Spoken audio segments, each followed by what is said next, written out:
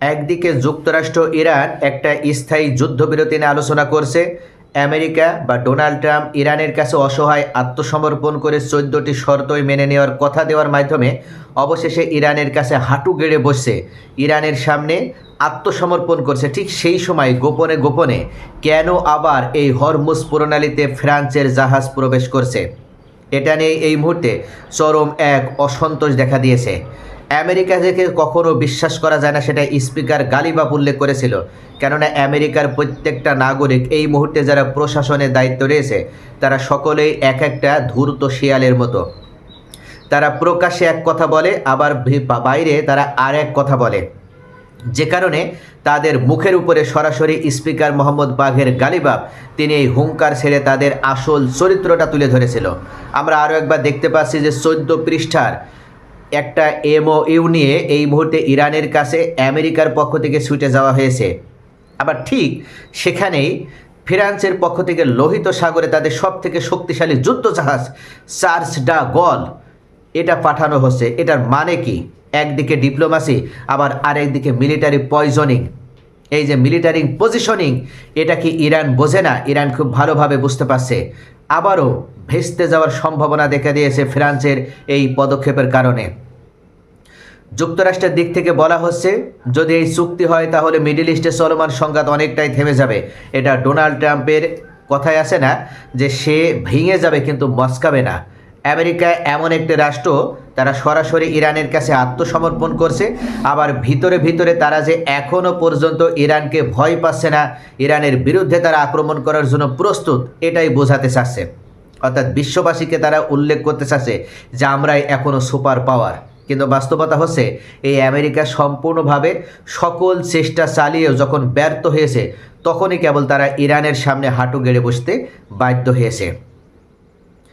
এখানে একটা গুরুত্বপূর্ণ বিষয়, সেটা হচ্ছে আমেরিকার পক্ষ থেকে বলা হচ্ছে যদি ডিল না হয় তাহলে এবার তারা ইরানের বিরুদ্ধে মিলিটারি অ্যাকশনে যাবে, অর্থাৎ ক্যারোট অ্যান্ড স্টিক পলিসি তারা অবলম্বন করবে।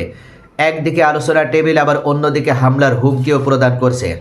আর এখানেই পুরো পরিস্থিতি আবারও ডেঞ্জারাস হয়ে উঠছে, কারণ ইরানও কিন্তু নরম অবস্থানে নেই। ইরানের পক্ষ থেকে এই 14 দফা প্রস্তাবকে বলা হয়েছে আমেরিকান উইশ লিস্ট।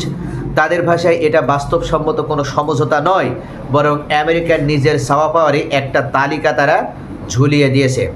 এমনকি তেহরান স্পষ্ট করে দিয়েছে যদি চাপ সৃষ্টি করা হয় তাহলে তারা আমেরিকা এবং ইসরায়েল দুই পক্ষকেই আবার টার্গেট করে হামলা চালাবে।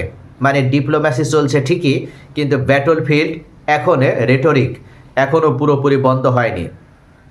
এখন আসি সবচেয়ে ইন্টারেস্টিং অংশে।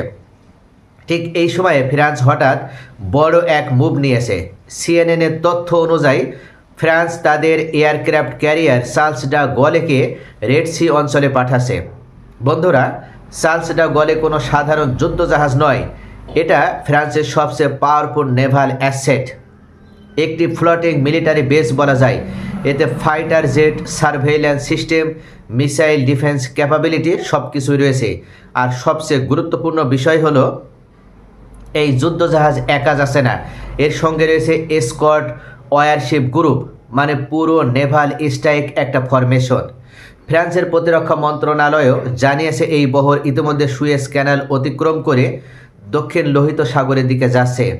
এখন প্রশ্ন হচ্ছে কেন এই অফিসিয়াল এক্সপ্লেনেশন হলো হরমুজ স্ট্রেট এবং সারাউন্ডিং মেরিটাইম রুটে ফ্রিডম অফ নেভিগেশন নিশ্চিত করা, হরমুজ প্রণালীতে আবার যেন জাহাজ চলাচল স্বাভাবিক হয় সেই প্রিপারেশন নেওয়া হচ্ছে। কিন্তু বাস্তবের অর্থ আরও গভীর, কারণ হরমুজ স্ট্রেট এখন পুরো মিডল ইস্ট ক্রাইসিসের হার্টে পরিণত হয়েছে।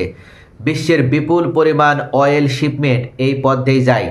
যদি ইরান সেখানে প্রেশার বাড়ায় তাহলে গ্লোবাল এনার্জি মার্কেট ইনস্ট্যান্টলি কেঁপে উঠবে, তেলের দাম বাড়বে, এমনকি শিপিং ইন্স্যুরেন্স বেড়ে যায়, বিশ্ব অর্থনৈতিক ইনস্টেবিলিটি তৈরি হয়।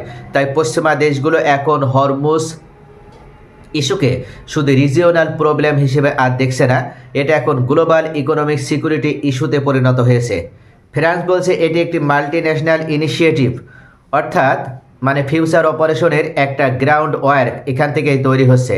এখানে আরেকটি বিষয় খুব গুরুত্বপূর্ণ, ইতিমধ্যে ফ্রান্সের প্রেসিডেন্ট ইমানুয়েল ম্যাক্রো আগে থেকেই চার্লস ডা গলেকে ইস্টার্ন মেডিটেরিয়ান এবং রেড সি অঞ্চলে ডিফেন্সিভ ডিপ্লয়মেন্ট হিসেবে পাঠিয়েছিল। অর্থাৎ ফ্রান্স আগেই বুঝতে পেরেছিল ইরান ইসরায়েল কনফ্লিক্ট একটা বড় আকারে নেবে। এখন নতুন এই যে ডিপ্লয়মেন্ট দেখে অনেক বিশ্লেষক বলছেন ইউরোপ নিজেও কি তাহলে সরাসরি রিজিওনাল সিকিউরিটি আর্কিটেকচারের অংশ হয়ে যাচ্ছে। অর্থাৎ এটার শুধু আমেরিকা বনাম ইরান কনফ্লিক্ট না, এখন পুরো পশ্চিমা জোট ধীরে ধীরে ইনভলভড হচ্ছে। কিন্তু প্রশ্ন হলো এই মিলিটারি প্রেশার কি শুধুই শান্তির জন্য নাকি একটা প্রেশার ট্যাকটিক্স? কারণ ইতিহাস বলে অনেক সময় বড় শক্তিগুলো নেগোসিয়েশন টেবিলে নিজেদের অবস্থান শক্ত করতে মিলিটারি ডিপ্লয়মেন্ট ব্যবহার করে। মানে একদিকে ডিপ্লোম্যাসি আবার অন্যদিকে পাওয়ার প্রজেকশন। এখন সবচেয়ে গুরুত্বপূর্ণ বিষয় হলো টাইমিং। একদিকে 14 দফার MOU নিয়ে আলোচনা আর অন্যদিকে নেভাল মোবিলাইজেশন। বরং এটি দেখাচ্ছে ওয়েস্ট এখন ডুয়েল স্ট্র্যাটেজি নিচ্ছে।